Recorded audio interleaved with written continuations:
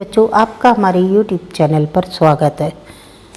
बच्चों, शुरू से अंत तक लिखें, बीच में ना रुकें, इससे स्पीड बिगड़ जाती है। आप लोग बार बार रोक के फिर लिखने लगते हैं, फिर बीच में आपके शब्द छूटे तो आपने वहीं पर रोक दिया, फिर शब्द को लिखा, फिर ओके किया। तो ऐसा ना करें, शुरू से अंत तक लिखें। तो हमारे साथ डिक्टेशन लिखें।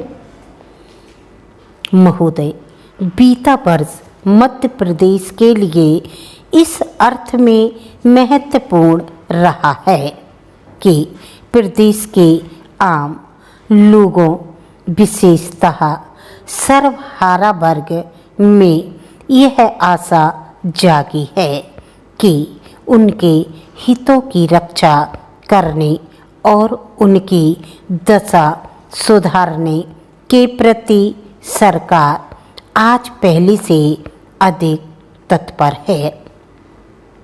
लोकतांत्रिक व्यवस्था में सामाजिक परिवर्तन और आर्थिक विकास की यह सबसे बुनियादी जरूरत है और हमें इस बात का संतोष है कि हम ऐसा माहौल बना सके हैं। पहली बार हमने यह प्रभावी शुरुआत की है कि आदिवासी अंचलों में विकास के जो भी काम हों वे स्थानीय जनता की आवश्यकताओं के अनुरूप और स्थानीय नेतृत्व के सहयोग और मार्गदर्शन से हों।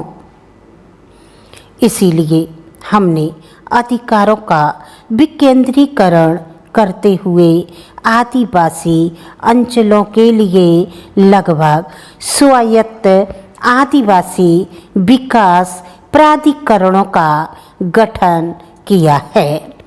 इनसे जनप्रतिनिधियों को संबद्ध किया है।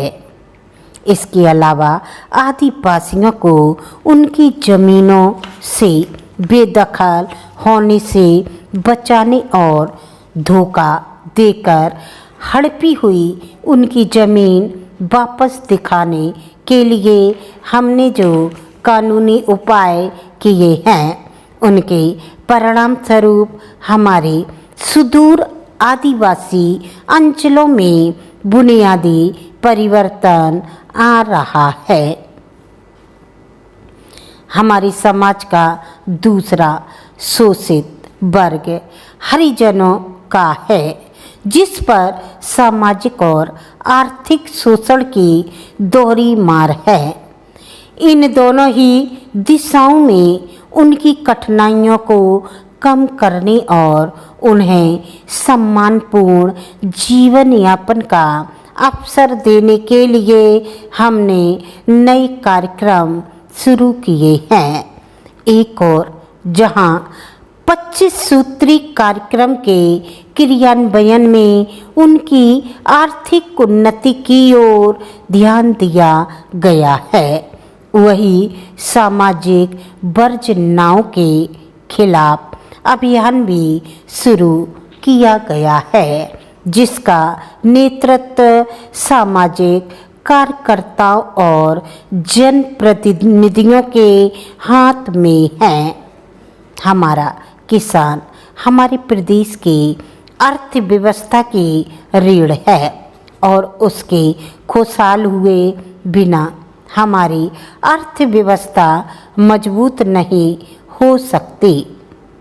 इसीलिए हमने खेती किसानी के विकास और किसानों को उनकी उपज की वाजिब कीमत देने के लिए कई कदम उठाए। मुझे यह कहने में प्रसन्नता है कि पिछले वर्ष में कहीं भी किसानों की मजबूरी में अपनी पैदावार सस्ती कीमत में नहीं बेचनी पड़ी और हमारी प्रभावी व्यवस्था के कारण उसे हर चीज की उचित कीमत मिली है। बीता वर्ष इसलिए भी याद किया जाएगा कि वर्षों से चला आ रहा नर्मदा जल विवाद का संतोषजनक हल निकालना संभव हुआ है।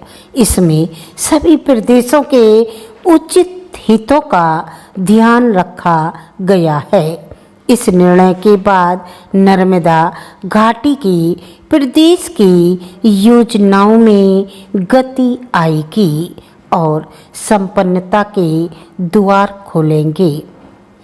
गुजरात प्रदेश के साथ हमने पिछले वर्ष 2 बड़े ताप बिजली घरों के निर्माण के बारे में जो समझौता किया है, उसके फलस्वरूप एक ओर जहां हमारे कोयले के अपार भंडारों का सदुपयोग होगा, वहीं हमें बिजली भी मिलेगी।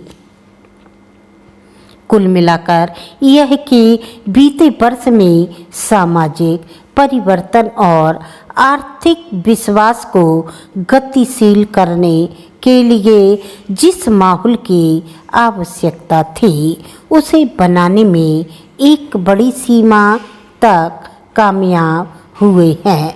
मैं इसे वर्ष की उल्लेखनीय उपलब्धि मानता हूँ। आपको डिक्टेशन अच्छी लगी तो आप लाइक करें, सब्सक्राइब करें। That's all.